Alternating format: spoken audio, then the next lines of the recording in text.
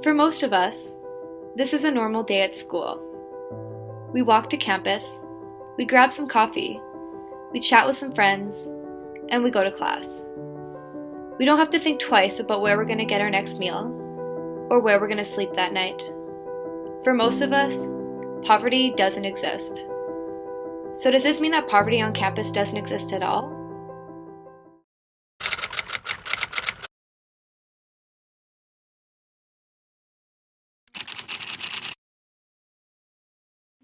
And I know for myself, because I was a single mom for a lot of my degree up until I met my current partner, I felt a lot of shame in asking for support because I was worried that, okay, now I'm going to be judged, and are you going to call a social worker on me? And if you call a social worker, they're going to take my son away. Because now all these, classes where I'm learning about residential schools and the role of RCMPs and taking away children, so now I'm like constantly triggered, right? I'm like, hey, I want to share that I don't have this.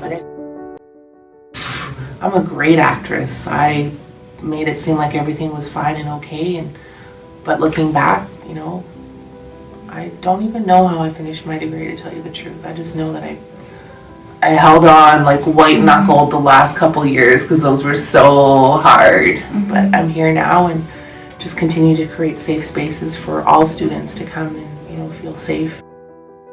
Most of us assume that if you're privileged enough to study at a world-renowned university like the University of Alberta, then you're privileged enough to know where your next meal is coming from. Unfortunately, if we look just a little bit closer, we see that this is not true.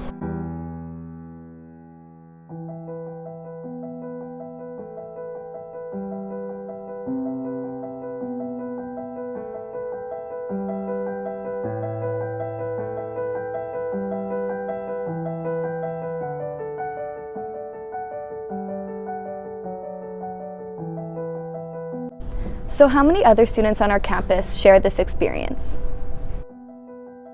According to the National College Health Association, 7.4% of students indicated that financials were a factor influencing their academic performance. But beyond this, the university doesn't have any data about the extent of poverty on our campus. Without any data, how are we supposed to know what to do? How are we supposed to know what resources and programs that are in need? How are we supposed to know how to help? If we define the problem, it would be easier to attack. We distributed a survey to the students at the University of Alberta, and this is what we found.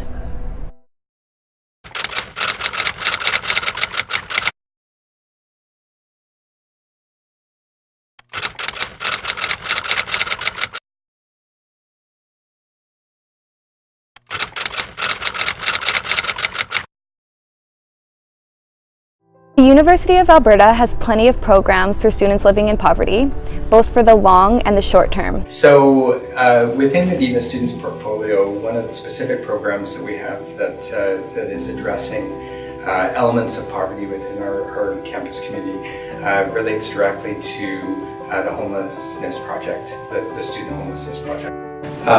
In addition to the Dean of Students office, we have a number of other related programs that are either collaborations with the Office of Dean of Students or are being run by other units on campus. So the one that immediately comes to mind is the campus food bank. So why, despite all of these programs, are students not accessing them? Is it because they don't know they exist? Just because the food bank and other social services are there, this doesn't mean that students are eager or even able to access them. Stigma definitely exists. We always try to work to fight against it and kind of dispel the stigma. But there is a stigma around accessing social services and assistance generally. The stigma that we have around poverty not only prevents people from talking about their experiences, but it also prevents them from reaching out for help. And in a university environment, this matter only becomes worse. Here in university, we're encouraged to be competitive. We're encouraged to be strong, persistent, resilient, and we're encouraged to overcome weakness. Because of this, we're quick to judge. We're quick to judge the person who falls asleep in class or the person who seems like they haven't showered in days. But what if they're just working 3 jobs to make ends meet? What if they don't have access to hygiene facilities? We as students need to recognize this reality, that students on our campus are suffering, and they're suffering alone. So what can we do to help? We need to recognize that poverty is subjective, intersectional, and impacts different people in different ways. In speaking with people in the community who have both experienced and witnessed poverty, one thing that came up consistently was hygiene. Deodorant and toothbrush and face wash and shampoo, and these are all things that I guess are just normal for people to have, and you can't really imagine not having them, but people do not have these things. And like I said, if you barely have food to last you through week 3 of the month, these are all extras that you are not going to be able to have. It's easy to take our access to hygiene products for granted.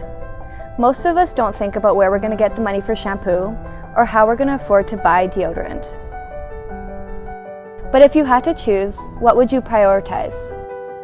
Your next meal or a new bar of soap?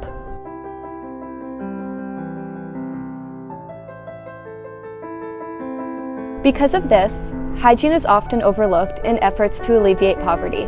Stuff like toilet paper is really important. People don't think to donate it very often. While having access to hygiene products certainly won't fix the problem, the lack of access can make things worse. I think everyone deserves access to these products it's actually a human rights issue. I mean, you deserve to be able to function properly and with dignity in order for you to get the things done that you need to get done. For students entering into their professional careers, having proper hygiene is an expectation. And to me, when we talk about having those items and that help to navigate those systems and ensure that alongside the other basic necessities of life, like food, like housing, that's one other important component that ensures an individual is going to be healthy, not having to worry about that and try to balance that while they're dealing with all the other stressors that they're facing here in their academic career. We decided to take action. On February 16th, we hosted a drive on campus to collect hygiene products, with all proceeds going to the campus food bank.